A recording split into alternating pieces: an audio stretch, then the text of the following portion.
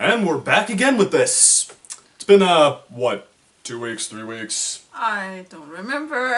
Okay, something like that. But, yeah, back again with the top 5 character, episodes. Episodes per character. Did we ever come up with a title for that? No. No, we didn't. Okay. This time it's Rarity. Yay! How about that?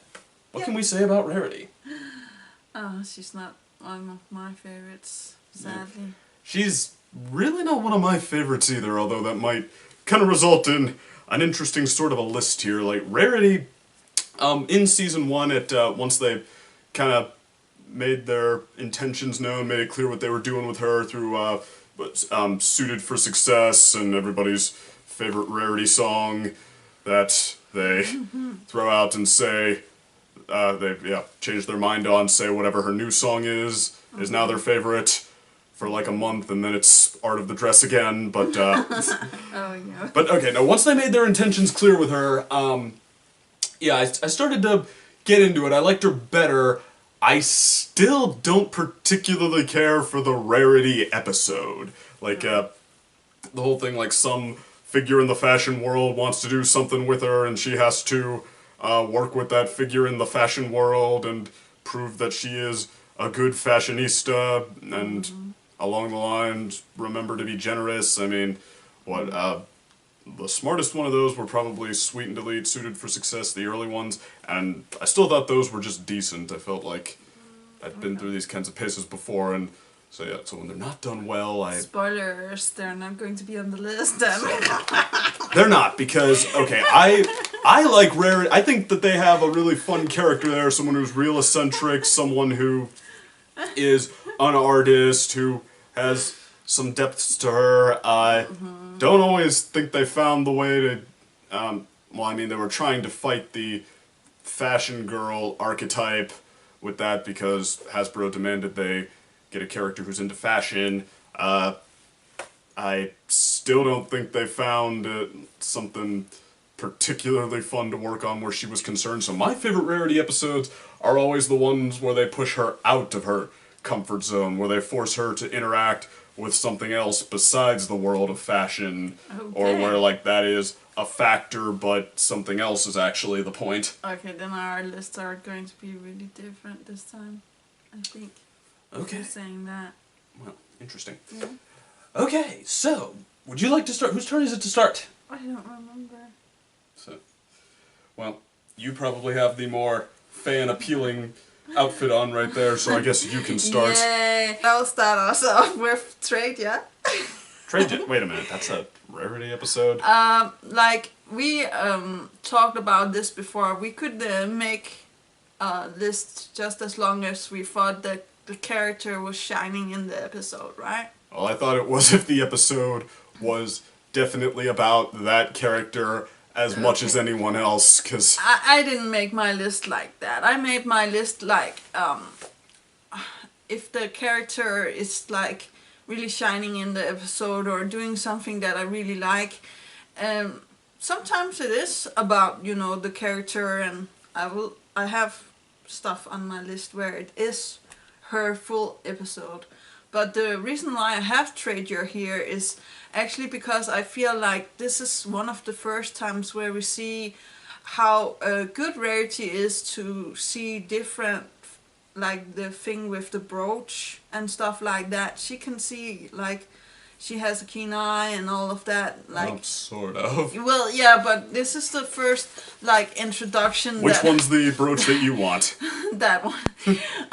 Okay, I can't tell them apart. But I just think it's a fun episode. Maybe it's more like a mixture of all of them together, but I think, like, she steals, you know, the scenes that she's in, especially the ones with Applejack, with like Applejack having all of this, you know, stuff, and Rarity being like, "What are you doing?" Like, I mean, it was kind of a fun note that Applejack is generous enough to have that argument with the element of generosity, which, yeah, some people think Applejack is better at other elements than honesty, yeah? Well, I mean, still, like, good at honesty, but also better at other elements than the actual elements. Yeah, but That's for sure, but maybe it's also because I like the episode itself. I don't know if she talks with Twilight, I forgot that, but I do definitely remember the scenes where she's like working together with Applejack, or like having a spontaneous, and also the way that she haggles. It's so funny. But yeah, I must admit I didn't do like normal people would do with these lists. yeah, no, I mean, I thought Treasure was a fun episode. I just thought Applejack and Rarity's thing was a side gag. I thought the episode was about Rainbow and Fluttershy. Well, maybe, but I think like Rarity and Applejack steals it. I'm sorry. I had more fun with Rainbow and Fluttershy. I like Rainbow's character arc a little in that episode. It wasn't on your Rainbow Dash list, and it wasn't on your Fluttershy list. Well, that's because I think they both had 5 better episodes plus. Ooh, see what I did there? Okay, I'll trade you for your top 5. Alright, well, my number 5 is Made in Manhattan. And, yeah, part of the problem here is that because the Show Stealer Rarity episodes don't tend to score that big with me, I couldn't come up with 5 great episodes. So, yeah, Rarity needs everything she can get from me to fill up a top 5 list. If I'd known those were the rules, I would have thrown in Sonic Rainboom. I think that's more a Rarity episode than Treja. But, and I still don't think it's... I mean, that episode is just so Rainbow Dash. I can't take it away from her. I'm sorry. Yes, I blame you very much. But, well, Made in Manhattan, though, in my opinion, the best of the Rarity trilogy in Season 5. It's, I mean, it doesn't, like, draw attention to itself. Look at how offbeat I am, like, Rarity investigates, but I thought it was better written. I thought that it, had everything, lined up pretty well. I thought it, told a story that, I mean, well, they say, don't worry about what everyone wants to hear. Tell a story that means the most to you, means the most to your characters, etc. I felt that here. I thought that, Applejack holding to her own, trying to be dependable, and just not being able to pull it off. Rarity... Well, actually, Rarity had some of my favorite gags in this episode. Like, this episode was a triumph of understated humor. I forget the name of the lady who wrote it, but, yeah, as I said before, like, I think she also wrote, Maud Pie's original episode, and she was just real good at the understated stuff. Like, Rarity thinking she solved the problem by stopping someone from buying a faulty hat. She explains that to Applejack. Applejack, no reaction, except the one eyebrow goes... goes up. Yeah, that's so nice. And the Peanuts reference. Why? What? Thank you, moving on. So, and the moral it built to was really sweet. I think that even the people who tried to say that this was the least of the Rarity trilogy there, and how you could prefer it over Canterlot Boutique is beyond me, but, or prefer Canterlot Boutique is beyond me, but, yeah, I think even the people who didn't care for this episode that much did seem to think that the moral was the best part, and a genuine knockout that, like, little things can add up to a big difference. I mean, just getting the ball rolling is enough sometimes, and the episode almost seems so proud of it that maybe it repeats it one too many times, but, I mean, so yeah, it's a real pleasant, nice, understated episode. I felt like it would be a lot more popular if it had, maybe even, built its momentum a little more, like, the bit where they set their last-ditch plan into effort. Okay, let's just build a little stage and go for it. Like, maybe a montage or something like building up to that could have made that a lot more special. Yeah, some kind of... Instead, like, they just decide that's what they're gonna do, and then they just have a stage that they're performing on, and that, like, the rising action, I think it decided to skip past what could have been a big part of that, and that's where I think it could have been an A, where it's just sort of a heartfelt B+ on my card. So, alright, back to you. Well, you're going to be happy now because my number 4 is Made in Manhattan! Yeah! And I actually do agree with you, but I also like the song and the flashbacks that she has. Song? Rarity. Or it's not in this one. Made in Manhattan is where she's like... I hate to say it. That's good. I think the one you meant is No, no, no, no, no, no, no. Rarity takes Manhattan. No, no, no, no, no. No? No. No. No, I'm totally sure because, like, that comes later. So it's not the one where she sings, "Oh Manhattan, No. what you do to me." No. Okay. I just don't remember a song lost. Made in Manhattan. Whatever. Okay. I just think like she has a good play off of the main six in this as well, yeah. The main six are not in this episode. Is it the one with the where she has the No, it can't be that because like that comes later It's as the one well. where they build What a stage and did I they're do? putting on a play. What did you do? Alright, let us figure this out. Okay, so, Let's this just take one, your number she three. meant some other Manhattan episode. No. Presumably it was No, it did Made not. in Manhattan. It is made in Manhattan because like She just it can't had- remember what she likes about. Okay, I guess we gotta take a point off for memorability, but Whatever, I I'll don't know. take it.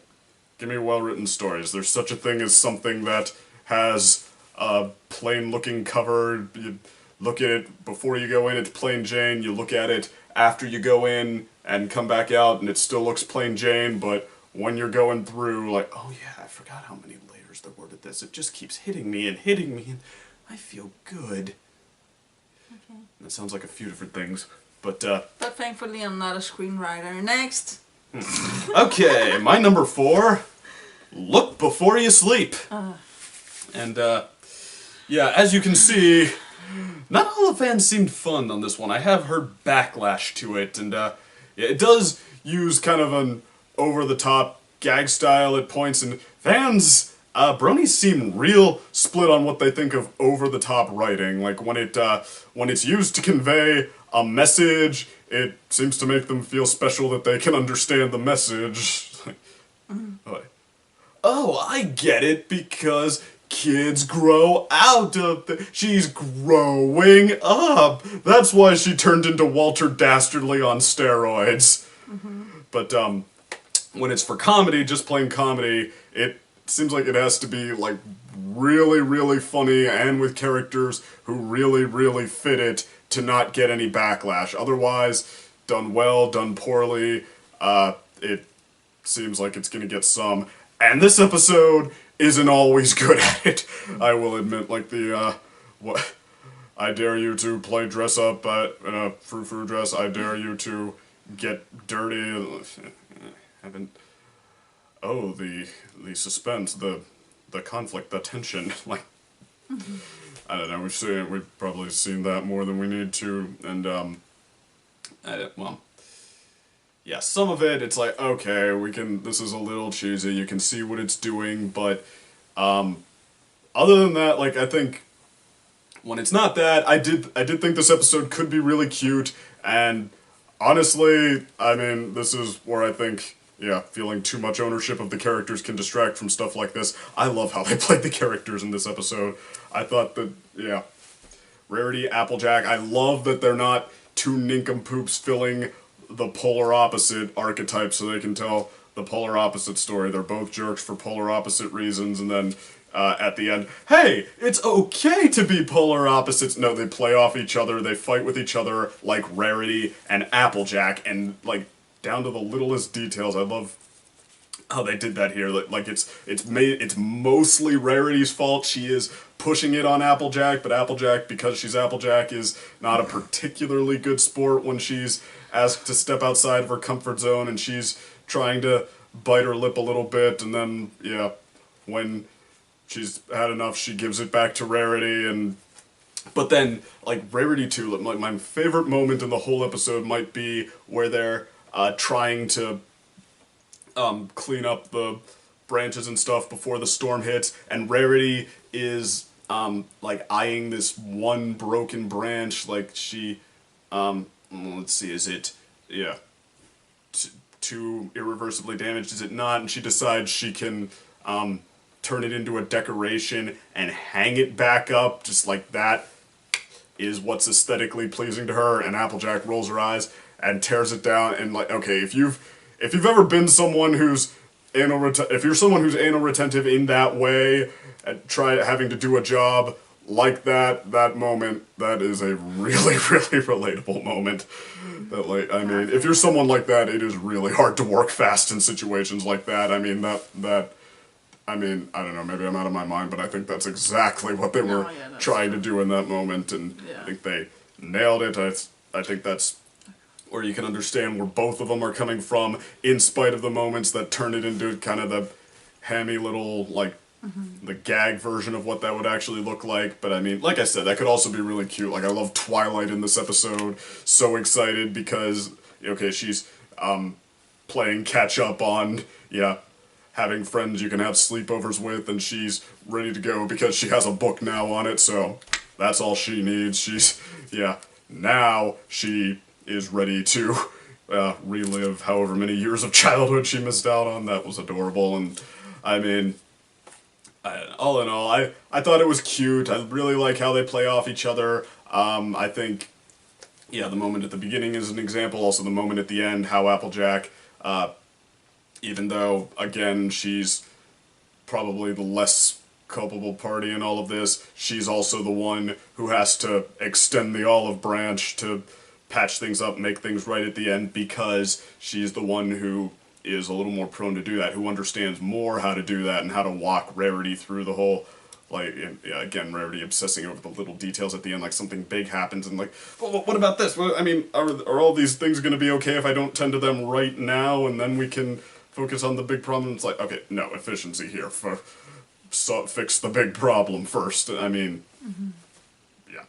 and then how Applejack guides her through that, kind of like, and even though she's getting annoyed at the end too, just like, is able to, okay, I get it, just work with me here, please, we can do this, like, that's the kind of stuff that made me start, be surprisingly enjoying these episodes, just like, that's the kind of stuff that made me give My Little Pony a chance, so, okay, more of that. Yay! It's enough to make this list anyway. Yeah. Although it's still kind of a B+ episode, though, because in some ways the backlash is right. It is a little pedantic in the whole... I dare you to enter the next rodeo that comes to town. I dare you not to enter the next rodeo that comes to town. But that's also a little bit funny, though, so...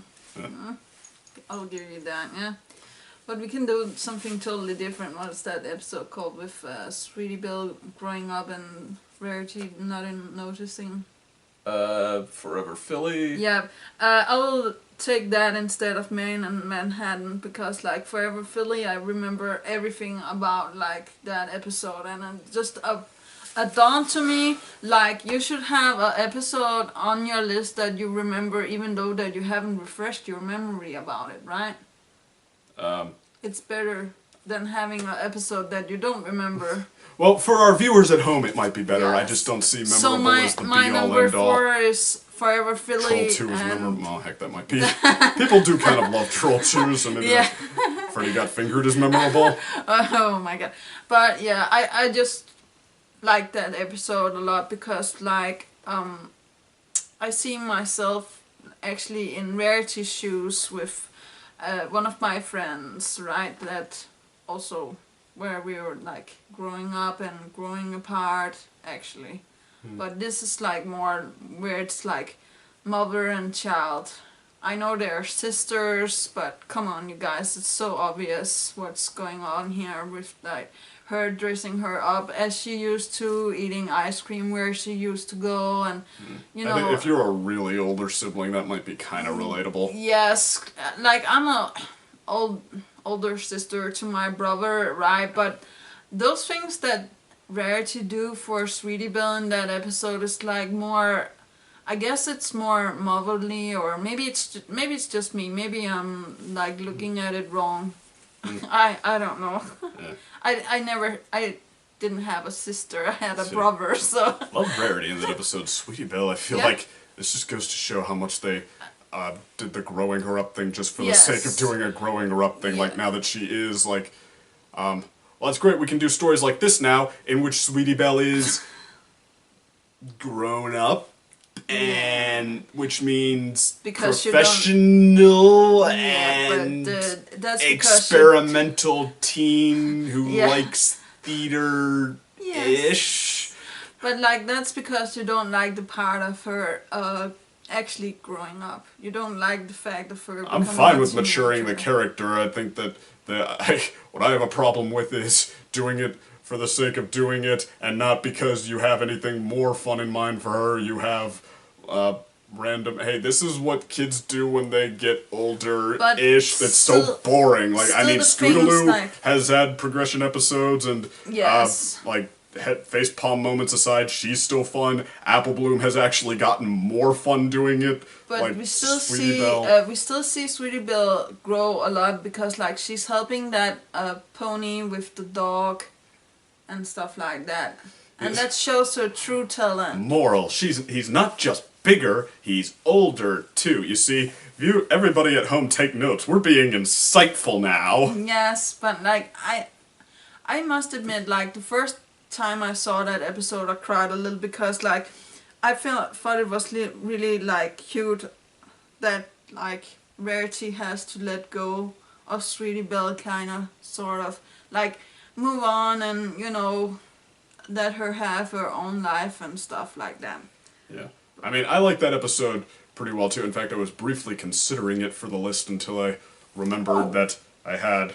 Well, then it was a good thing that I Enough B remember. pluses to not have to, but remember it to put it on my list instead of Made in I just think, Manhattan. like, make no mistake, it's Rarity that makes, like, Yes. she's the one the arc is happening to. She's why that's a poignant Yes. letting go of somebody growing up story. But then we come to my number 3 that isn't the main thing about you, right? Isn't the main thing about the main episode, right? Yes. Yeah. Like, You have a what thing can for I say? for the episodes on my the season 7 top 10. Yeah, but what can I say? Like, I started like not liking it. Actually, I remember being like, okay, this is just a gag episode with the shampoo being mixed up with the thing that makes her mane go away. But I grew on it, and like the second viewing, I was just like, there's actually something clever with her, like doing the thing with the fan and the thing with the stuff that she's laying on the couch and stuff like that, right?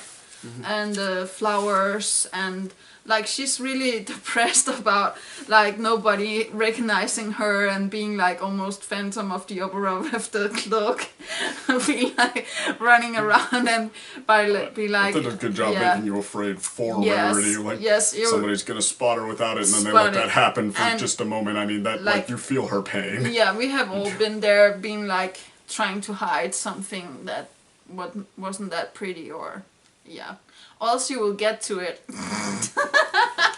That was nice, but just to wait until your teenage years. So funny. No, actually pretty serious. But yeah, I also like, of course, like the drama thing that she does with eating the ice cream, and I just think like this episode is one of the better ones where she does it like really good. Like, there's been other episodes where she done the thing with the ice cream, but this one, you're like, okay, you deserve that ice cream, come on. Like, that's so good. So, yeah. Well, actually, I'll get to that in a second. Okay, yeah. Number 3. Inspiration manifestation. Ooh. And first of all, I do kind of love her ice cream moment in this episode, because I think Tabitha St. Germain's delivery is hilarious. Like, that's the thing I have. I failed miserably, and it makes me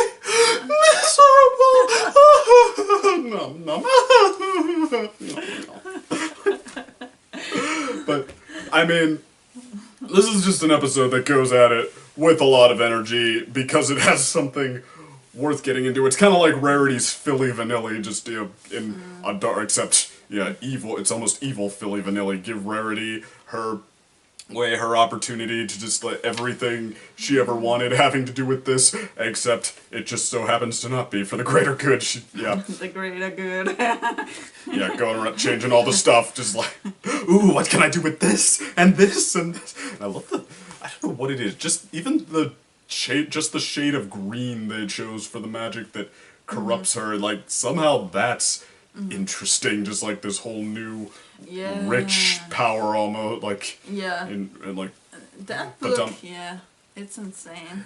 in which, okay, yeah, that's a very oddly specific thing to appreciate there, but I mean, yeah, like all the way across, and even when it's not that, like the supplemental gags around it, Spike finding the book in a booby-trapped castle, but for once the booby trap is not perfectly set. Spike doesn't happen to notice it going off, but that's okay. He still gets out at a casual stroll just a couple paces ahead of it, actually doing anything.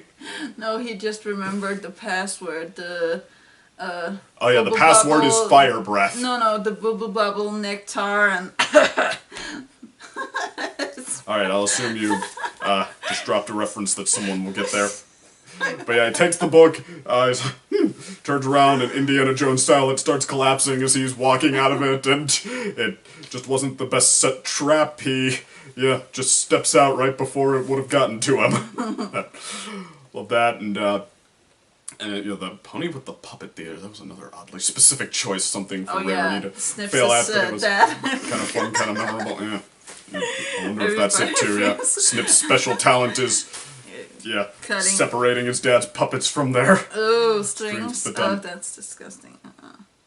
Disgusting, you said. Or Okay, well, like, moving on. cutting ties is actually a really good ability to have.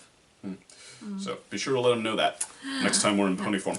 But yeah, but okay, this one though, like I was thinking it was going to be a great episode for a while, longer than I was expecting to think that of. It isn't the main thing about you, like or inspiration manifestation, where it's not a Philly Vanilli. I'd have to say it's just that Philly Vanilli kept building bigger and bigger. It's almost a whole emotional arc told just through visuals as this song plays, as Fluttershy just keeps making it bigger and bigger and loving it more and more, and it's just this burst of joy that you're so with her on. Rarity, it's like they just kind of keep doing different versions of the same thing. Like she sees something, she changes it, she sees something, she changes it, it's a new gag, it's entertaining, but by the time there's like 2 minutes, 3 minutes to go, and that's still what they're doing, it's like, okay, I feel like I get the point. So, but it's a nice character arc for Spike too, though, having to stand up to her at the end. So, appreciate the episode. Was enjoying it for first half, 2/3 or so, like big time. Thought it fell a little short in the end, but not so much that it has to sit off this list.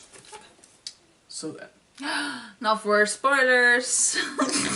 The Rarity takes Manhattan. Yeah. I'll just go away while you're Bye. I can take my number one as well then, because you're not going to like that either. But I really do feel like she's playing good off the main six, and this is the episode where she takes the main six to. But I don't think she's Manhattan. playing good off the main six. I don't Do you care. nothing about all the work I put into critiquing this show? Congratulations, Daylover. Looks like you figured out that it's every voting for themselves in this town. Yay! He's going to hate my number one even more. So don't you worry about that. But I really also love Coco Pamela in this episode, and I think like the episode has a really good moral with the episode itself, like wrapping it around and making it like not only about Rarity, but she's actually realizing what she did wrong. And I know like it's cheesy with the rainbow stuff and getting her key moment or what it is, but I actually feel like she grew a lot in that episode, and figured out where she wanted the main six to be. Like that's the most important thing for her. That's her friends and not her, fame and fortune and stuff like that. And giving it to Coco is just like, oh my god, that's something that I can relate to really much, because like I also had a friend that had a boutique and stuff like that, and she were also like doing stuff like Rarity, and I was telling her like, okay, this is going to go wrong, and you don't see what you need here is actually, you know, your friends and your family and stuff like that. Sadly, my story ends badly, where Rarity Takes Manhattan ends good, with her actually realizing what was more important for her and like moving on. But maybe we can get second opinion on again for his number 2. I just walked around the corner, and when I got there, I realized you weren't there. And I thought, what have I done? And there was $500 laying on the ground, but I didn't even take it. I just ran back here as fast as I could. And I'll do anything to make it up to you. I'll move to Denmark for 5 months and throw away my degree and leave everything behind. Sounds good. Just to spend time with you. Because you are the most important thing. And that is the correct way to show it. Oh, okay, moving on. Oh, not even this. Yay. Alright, that costs extra to view. Hey, number 2. I'm on number 2, right? Yes, I am. Yes. My number 2, Sisterhood Social. Oh. I gotta say, this is the episode that made Sweetie Belle my favorite Crusader. Oh, okay. This was, like, I mean... I've seen that, yeah. Well, the whole, battling sisters dynamic, like, I really relate to Rarity in this episode. And I mean, yeah, the whole... Okay, some, well-meaning little doofus just can't, follow your very simple directions to not touch your stuff, especially when you don't know what to do with it. That is so easy, you have to do literally nothing to not do it. And sure enough, somebody always thinks that they know better, or they can get away with it, your little brother, or what have you, and and Rarity, I mean, honestly, she's not even handling it that poorly. Like, I mean, granted, this is kind of more cheesy gags that, the attempt to fix something goes wrong because, of course it does, some reason, waka waka waka. Yeah, screw up cake. But, okay, whatever, if that's, what they could think of to make this happen. Rarity, she's understandably frustrated. She's not even handling it that bad. Like, I mean, she's angry enough to pop, but it's like, I just need some time alone right now. And, like, that's the worst thing she says. I mean, well, she almost snaps on Sweetie Belle, but I mean, she's trying. She is. And she didn't expect to get her sister dumped on her by her parents we've never seen again. And so, I mean, I might have even, been like, no, I don't, I think we need to teach Sweetie Belle a lesson first, except Sweetie Belle is just so precious in this episode. Aww. I mean, it's like, believe it or not, there are kids like this, and I've seen just a couple, and no, not like on just one good day. I have a cousin who's actually kind of like this, or, it was when she was a little kid, now she's what kids like that grow into, this, animal lover who saves three-legged kittens, and, I think I know. Inexplicably gets along with my little brother, but, yes. Anyway, no, Sweetie Belle is just, like, the so well-meaning, such a screw-up, but a lovable screw-up, an observant and bright little knucklehead, and, like, all of the above. She is totally precious here. She lives up to her name completely. So sweet, so sincere, and, I mean, that's another time, like, okay, I've never seen a show like that, heck, My Little Pony, I mean, and what next, you'll be telling me that Ninja Turtles is gonna summarize my teenage years, as well as Perks of Being a Wallflower, or whatever, but I mean, it's just like, a show like this, capture just someone like that, someone you don't see as a basis for a character very much in a show, but just get the nuances of it so well, and use that type of character so well in a role that they would totally be playing. I mean, really like that, and I think Applejack even though it's a thankless role, she's not usually thanked for making this episode good. I think that she is really good in it. She's that's that other kind of big sister, and like I love the little moment between her and Apple Bloom. Like she's frustrated at Apple Bloom for splashing her, so what does she do? She jumps in those grips and wrestles her back. Like an elbow in the ribs returns an elbow in the ribs. But it just, I mean, and I think this is how they should have used Applejack. Like how she gives advice to Rarity that Applejack, sure, she's not perfect. Like, I mean, you don't need to make someone a painfully wrong screw up to make them not perfect. Like she's, they can give humble little wisdom to their friend humble little bits of wisdom to their friend the same age. They can be a little more mature and still play an interesting role in this story. I mean, so I don't know. I think everybody's really good here. This, for the record, is the first A episode on Rarity's list. One episode before I get to my last one. And I mean, it's, which, and maybe could have been number one if it weren't for the, the destruction of property gags that, we all, I mean, I'm sure plenty of us were rolling our eyes at that part, just like, of course, it has to be the worst decision possible, and all of the above, but, okay, that's all I got. Over to you. You're number one. You know I love you, right? I know. I don't know how I could like it less than Rarity Takes Manhattan. Oh, I think you can. Cantaloupe Boutique. You're going to go again? I mean, I don't think it's good, but I don't think it's bad.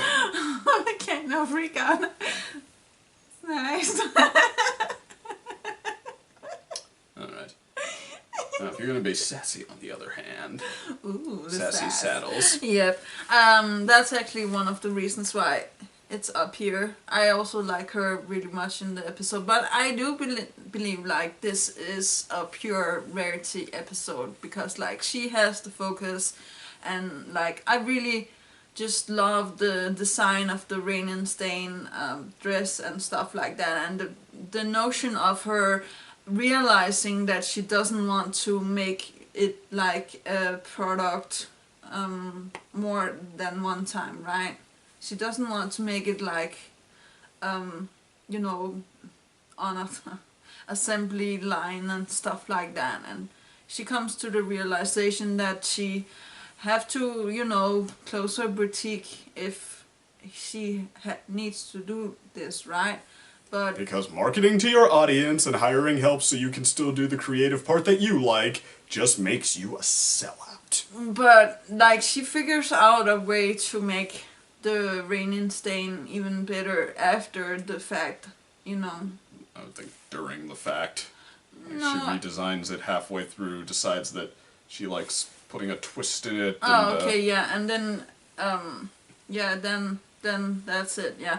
But I really like the moral of this, like, of course you can, as Second say, like, hire help and doing stuff. I just, like, feel like, again, with Rarity here, like, it loses something if you're making 1 million copies of one thing. Do you understand what I'm saying, yeah? Yeah, but I mean, like, yeah, I don't, they're very, like, unless you go to Hot Topic, and heck, even then, I don't think any shirt, any outfit is one of a kind. I mean, it's like, that's called smart business. Yes, I mean, there's a balance there. You can't, I mean, yeah, you want to do it, like, the way that means the most to you, but to say that, okay, I care literally nothing for marketing, I don't care how well this sells, okay, well then you go out of business. Yes. You take that far, I mean, there always has to be a balance. That's just kind of how life works, and I've had to find that out the hard way a couple of times, but, well, sort of. I mean, I tried to keep an eye on business. It's just, for me, it was more like the shock collar, like, too far. Focus on productivity a little more. But there is things that you would never, like, change for anyone or any amount of money, right? Well, yes, but I don't know if it's the fact that I like coming up with new products. I mean, like, the No, but busy there you work go. is always going to be part of your There job. you go. That's just the moral of the story. what. You just figured it out. That you don't want to, like, give away everything for money and... No, that's what like, I just said. I success don't and know if stuff it's like that. something like I don't want to do any busy work with my job. I just want it to be what I want it to be the whole time. But it's just, like, so personal for her with the rain and stain. So that should just have been, like, one dress. Like, she could have made the other dresses as no problem, I think. Yeah, well, I mean, like, this episode had a window where it could have been a good moral that Yes. doesn't just flush its head down the toilet. Like, no, only do the work you want to do for your job. Yes. You will still be like, it had a window there Like, where Sassy Saddles is putting away all of Rarity's other dresses and only advertising the princess dress, yes, which is not that's only harsh. Stupid. neglecting the creative side, but that's not not smart good for business, because yeah, the business, second no. the princess dress stops being the Selling, latest yeah. greatest thing, then you've got nothing. So I mean, yeah, this episode had a window where it really could have made a multi-layered point there, and it would have been totally true, and instead it decided to do the whole wishful thinking, like, no, plunge your head all the way into the Kool-Aid But, like, kind of approach. I think, like, that's good as well, though. Maybe I just like swimming, I don't know. But I mean, people need dramatic examples sometimes. Yes. I don't know. For Like, me, it was the wrong one. For me, it was It's like this in real life, because, like, giving up some intelligence. Yes, there's a lot of people that are doing jobs that they hate just to, like, get by and stuff like that. Yeah. You included.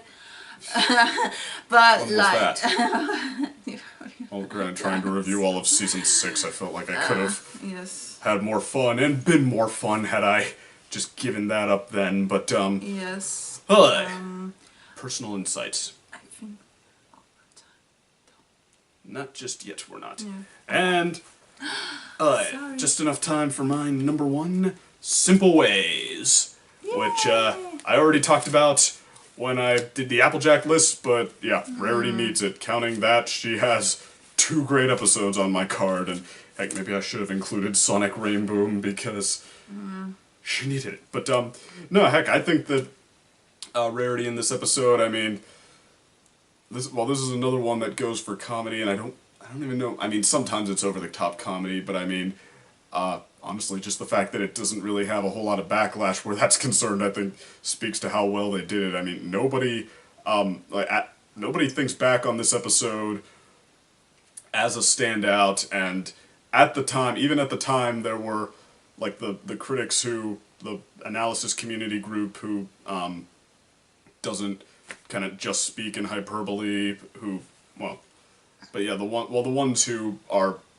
take their time chewing through the fine details a little more, they were like, yeah, honestly, I thought this episode showed how Rarity can be just as funny as Pinkie Pie. Like, one guy even said, like, well, yeah, I'm not, I feel like I don't entirely get Weird Al Yankovic, so, heck, I thought this episode was even funnier than, what was that?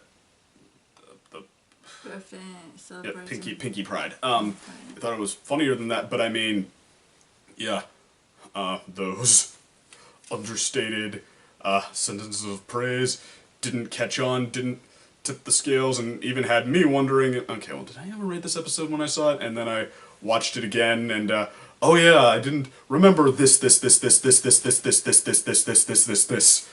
It's exactly as much fun as I remember it, and yeah, just like this episode is a bundle of effort and fun, great writing wrapped inside a plain Jane looking package. It just, yeah, every little gag.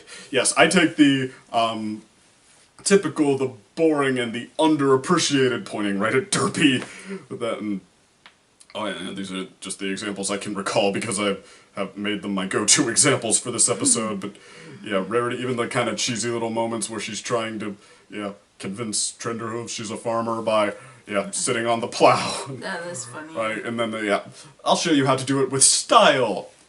Gets one whole apple. Your way is certainly long on style. Just even that, the way Applejack said it, long on style, that is exactly an expression Applejack would probably use, and... yeah, I do. But yeah, and like how in the... You're right.